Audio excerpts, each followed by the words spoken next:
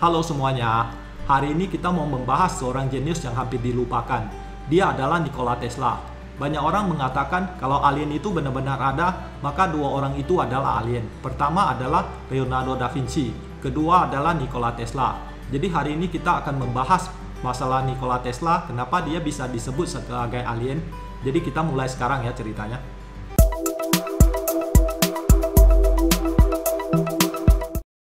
Kita semua pasti sering dengar nama Da Vinci, Einstein maupun Newton.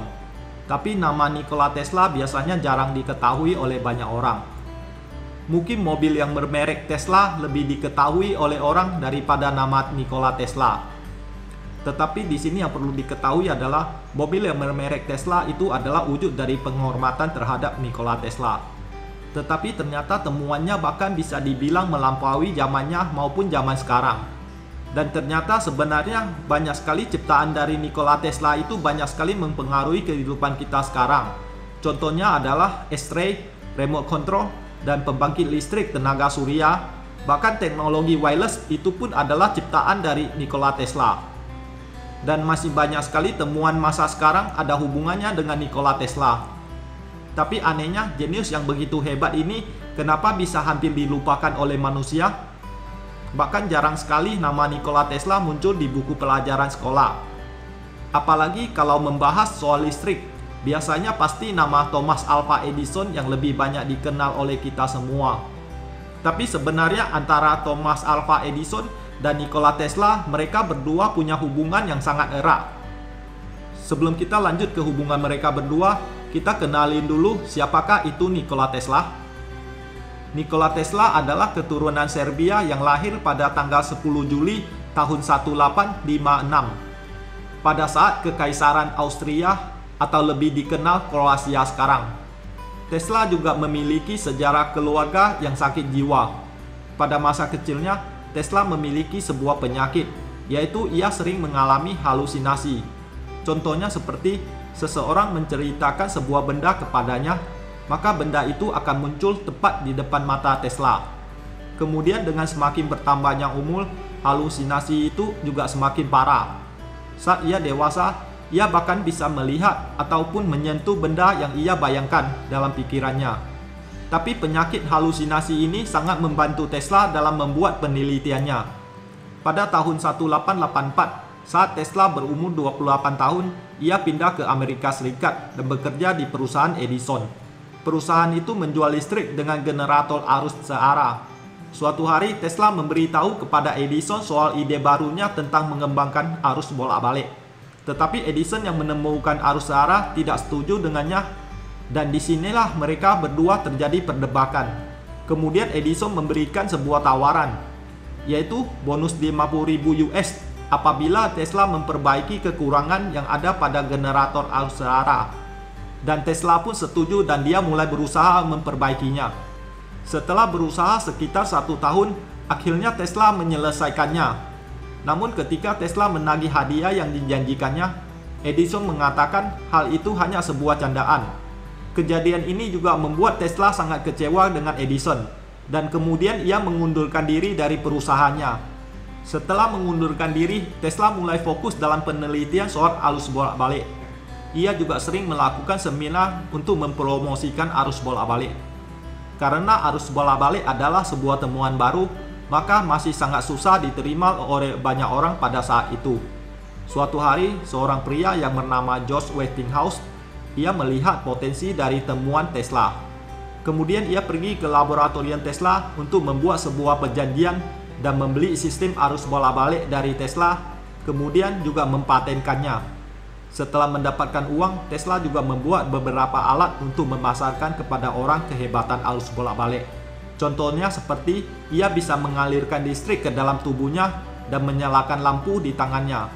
Dan ia juga membuat sebuah tower dengan listrik dan bisa menyalakan lampu yang digantung tanpa menggunakan kabel. Arus bolak-balik juga lebih stabil, bahkan biayanya juga lebih murah. Hal ini juga mengancam perusahaan Edison saat itu yang menjual arus searah. Maka Edison juga mulai membuat propaganda besar-besaran yang mengajukan hukuman mati melalui kursi listrik dengan menggunakan arus bolak-balik, dan sering mengadakan demonstrasi yang mengalirkan arus bolak-balik untuk membunuh banyak binatang, bahkan gajah sekalipun. Hal ini untuk memberitahu kepada orang betapa bahayanya arus bolak-balik. Tesla juga memberikan pernyataan bahwa sistem arus bolak-balik adalah aman jika tindakan pencegahannya tepat. Titik temu dari propaganda ini adalah saat Chicago mau diselenggarakan The Columbia Exposition. Mereka membutuhkan listrik yang stabil, aman, praktis, dan tidak mahal. Di sini persaingan antara Edison dan Tesla mulai terjadi. Dan akhir dari persaingan itu adalah dimenangkan oleh Tesla. Karena arus bolak-balik milik Tesla lebih stabil, tidak membutuhkan banyak sekali kabel tembaga, serta biayanya hanya setengah dari perusahaan milik Edison. Setelah kejadian itu, kemudian seorang miliuner yang bernama JP Morgan tertarik dengan teknologi radio. Dan ia memberikan bantuan dana serta tempat untuk Tesla agar Tesla mau melakukan penelitian teknologi radio untuknya. Setelah itu Tesla pergi ke sana dan membangunkan sebuah tower raksasa untuk melakukan penelitian. Tapi pada tahun 1904, radio ditemukan dan bahkan dipatenkan oleh orang yang bernama Guglielmo Marconi. Hal ini juga membuat JP Morgan menghentikan semua bantuan untuk Tesla. Kemudian Tesla menuntut Marconi. Katanya yang pertama kali menemukan radio itu bukan Marconi, tetapi Tesla sendiri. Proses dari sidang itu juga lama sekali. Terakhir, pemerintah AS akhirnya menyatakan bahwa Tesla adalah orang pertama yang menemukan radio.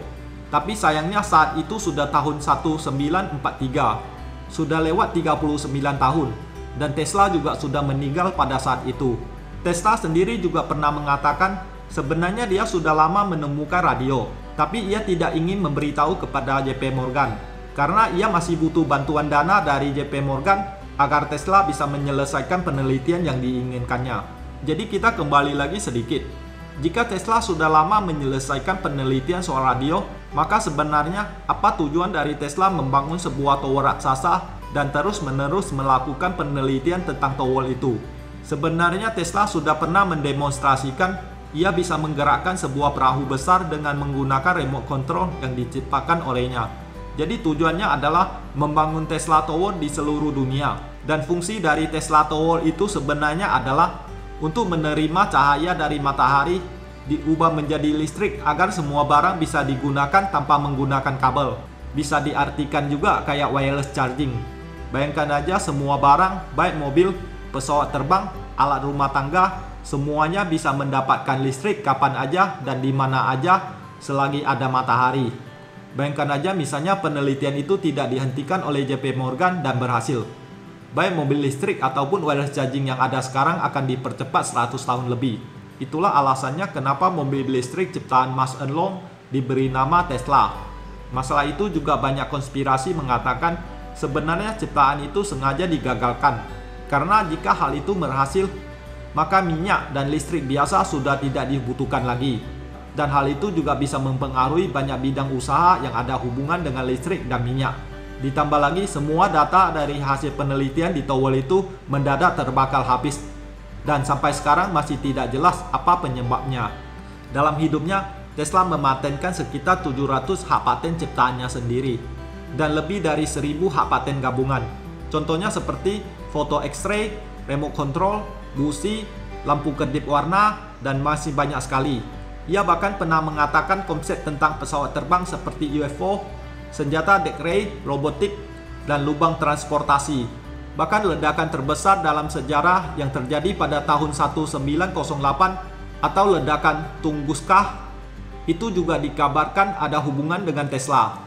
Tesla sendiri juga diakui sebagai orang yang paling mengerti listrik dalam sejarah.